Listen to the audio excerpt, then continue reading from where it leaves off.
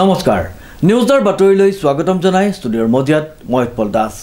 চাহক আজিৰ সংবাদ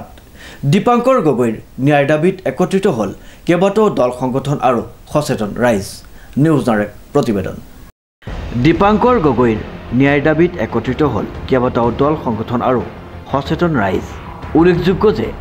কৃষক মুক্তি সংগ্ৰাম সমিতি বীৰ লাচিত সেনা অসম জাতীয়তাবাদী যুৱ ছাত্ৰ পৰিষদ তিতাবৰ আঞ্চলিক ছাত্ৰ সন্থা চুতীয়া জাতি সন্মিলন বীৰিনাখায়েক আঞ্চলিক যুৱ সমাজ টাই আহোম যুৱ পৰিষদ প্ৰাক্তন ছাত্ৰ সতীৰ্থ সন্মিলন আম আদমি পাৰ্টি বীৰিনাখায়েক বগিয়াই টেম্পু সন্থা গ্ৰাম্য সাংবাদিক সন্থাৰ লগতে সচেতন ৰাইজে দীপাংকৰৰ ন্যায় দাবীত একত্ৰিত হৈ ৰাজহুৱা সভা অনুষ্ঠিত কৰে দল সংগঠন আৰু ৰাইজৰ দাবী নিৰ্দিষ্ট সময়ৰ ভিতৰত তদন্ত প্ৰতিবেদন ৰাজহুৱা কৰাৰ লগতে পৰিয়ালটোক ক্ষতিপূৰণ আৰু পৰিয়ালৰ কোনো ব্যক্তিক চৰকাৰে সংস্থাপন প্ৰদান কৰাৰ বাবে দাবী জনায় তিতাবৰ বীৰিনাখায়েক গাড়ীকুৰি গাঁৱৰ যুৱক দীপাংকৰ গগৈয়ে ২৬ আগষ্টৰ পুৱা আত্মহত্যাৰ পাত বাছি ল'লে এই যুৱকজনে কিয় আত্মহত্যাৰ পাত বাছি ল'লে আৰু এই গোটেই বিষয়টো আজি অসম চৰকাৰৰ ওপৰত জড়িত হৈ পৰিছে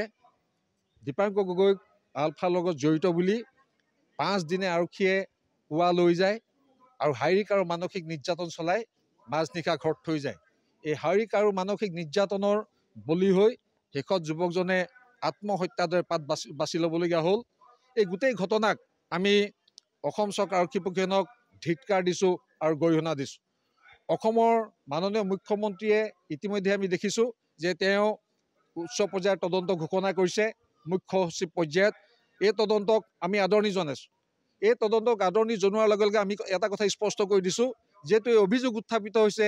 যোৰহাট জিলাৰ সন্মানীয় আৰক্ষী অধীক্ষকৰ প্ৰতি সন্মানীয় আৰক্ষী অধীক্ষকগৰাকী এই গোটেই ঘটনাৰ লগত ওতঃপ্ৰোতভাৱে জড়িত আৰু ওতঃপ্ৰোতভাৱে যিগৰাকী উচ্চপদস্থ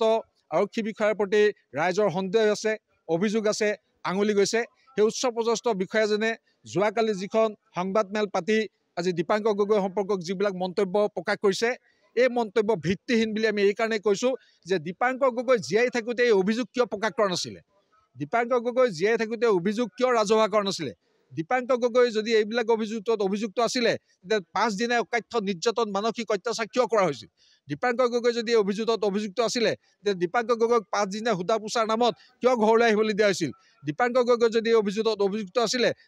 দীপাংকৰ গগৈয়ে আইনগতভাৱে যি শাস্তি পালেহেঁতেন সেই শাস্তি কিয় দিয়া নহ'ল আমি এটা কথা চৰকাৰক স্পষ্ট কৰি দিছোঁ যে আমি সকলো ধৰণৰ হত্যা আৰু হিংসাৰ বিৰুদ্ধে কৰোঁ আৰু হত্যা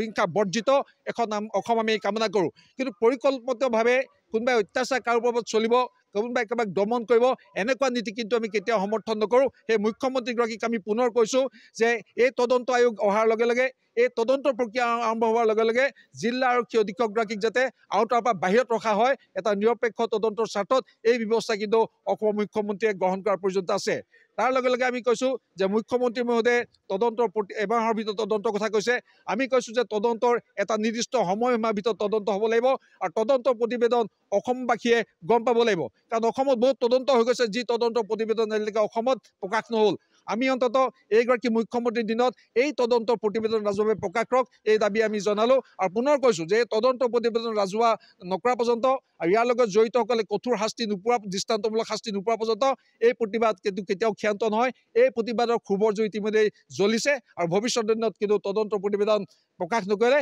ইয়াৰ কঠোৰ প্ৰতিবাদী কাৰ্যসূচী গ্ৰহণ কৰিবলৈ ৰাইজ আৰু জাতীয় সংগঠনসমূহ বাধ্য বুলি স্পষ্ট কৰি দিলে ডিজি বৰাৰ ৰিপৰ্ট নিউজ নাও